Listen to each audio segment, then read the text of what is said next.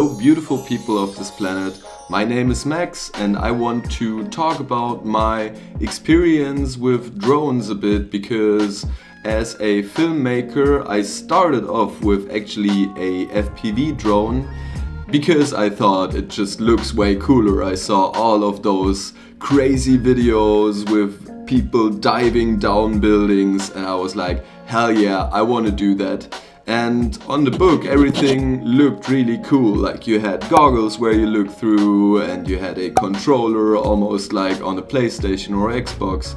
So I was tempted to try that, bought myself a drone that I could combine with my Insta360, and yeah, I was underestimating the whole FPV thing, because back in the days there was no DJI FPV, no DJI AVATA, and you basically had to build the whole drone yourself or get it pre-built but then program it. And also I thought it's just like a plug and play where you can basically like turn on the goggles, turn on the controller, turn on the FPV drone and just fly.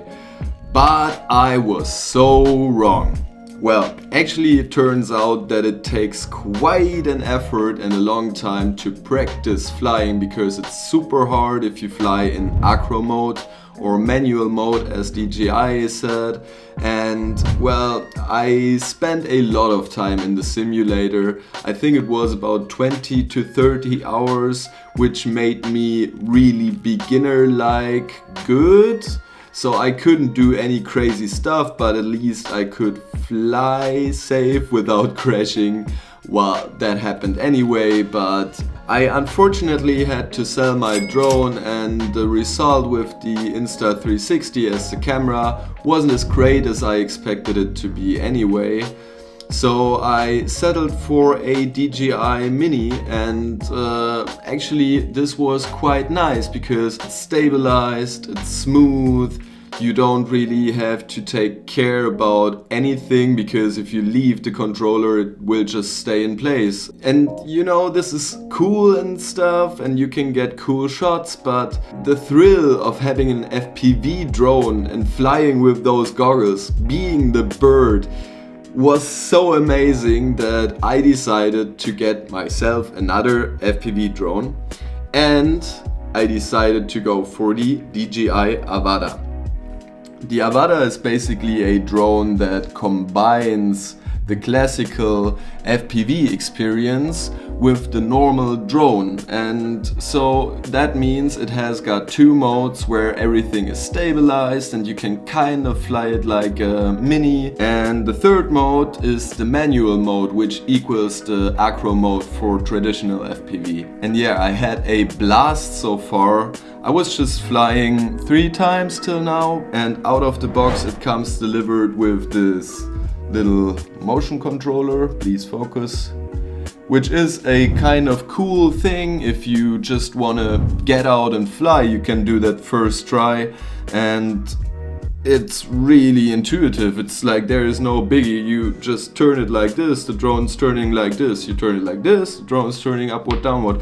And so it's kind of cool. I let my friends fly with it. They had no experience in drone flying whatsoever. There is a few things that bother me though with this controller. For example, like the natural move you would do to turn is doing this, while you have to kind of tilt the controller, and this is really not natural, but you get there, and after 1 or 2 flights it's quite nice. You have this throttle here to press for the gas, and yeah, it's cool. You can already get cinematic footage, especially with gyro flow, which I will show in one of these shots here. But anyway, the problem for me is that with this controller you can't do crazy stuff like diving. You can't go too fast, you can only go in normal and sports mode, and it's kind of a fake FPV experience.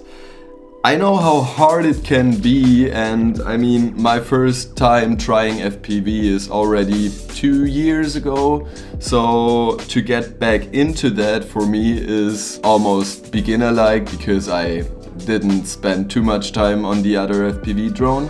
So I bought myself this good boy here. This is the actual controller, FPV controller that was usually used with the DJI FPV drone, but now they have a second version that works with the AVATA as well. And I must say, flying in normal and sports mode isn't as fun as with this little thing, but in manual mode you have the craziest capabilities. But again, it takes time to get there, so what everyone should do before their first try in manual mode, practice in the simulator. I noticed already when I plugged it in and tried out the simulator that it is a complete different experience than the drone I possessed before, and still I had some skills and felt confident enough to go out fly in manual mode, and then this happened.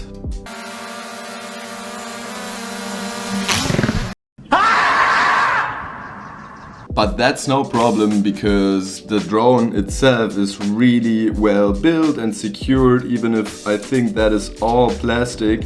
Like, this crashed with probably about 30 to 40 kph, which isn't fast, this drone can do a lot faster.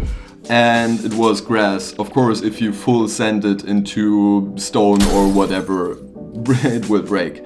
But one good thing about this is also that DJI's customer support is just amazing. They have DJI Care Refresh, which you got time, I think it's 48 hours to activate after you first activated the drone. And if you activate that, actually what happens if you crash is they just gonna send you a complete new drone for, I think the first time it's 50 euros, second time 100 or something like this. I'm gonna double check that. But yes, this is really good. If you just think that usually if you would fly a traditional FPV drone, you crash it, you have to build everything yourself again, or just get a new drone if it doesn't work at all anymore. So I'm really happy to get this. It's also got safety features, like if you're about to crash and you see like you can't change anything, you can just then hold that little button here, which will result in the drone hovering. It will immediately then switch to normal mode and just stay in place, and if you're ready to go again, go to manual mode, or if you're in the place you want to get out first, then you can swap to sports or normal, securely fly out there, get back into manual. So this is all cool and stuff. Still, it doesn't change that manual mode is manual mode, and I gotta practice. For me, I would say I'm a bloody beginner. I'm just really at the start. But today I flew, I think, my 4th hour in the simulator, and actually I made some big fucking progress. I just basically learned how to fly really slow, which then gave me the capability of fly through tiny gaps and practice all of that stuff.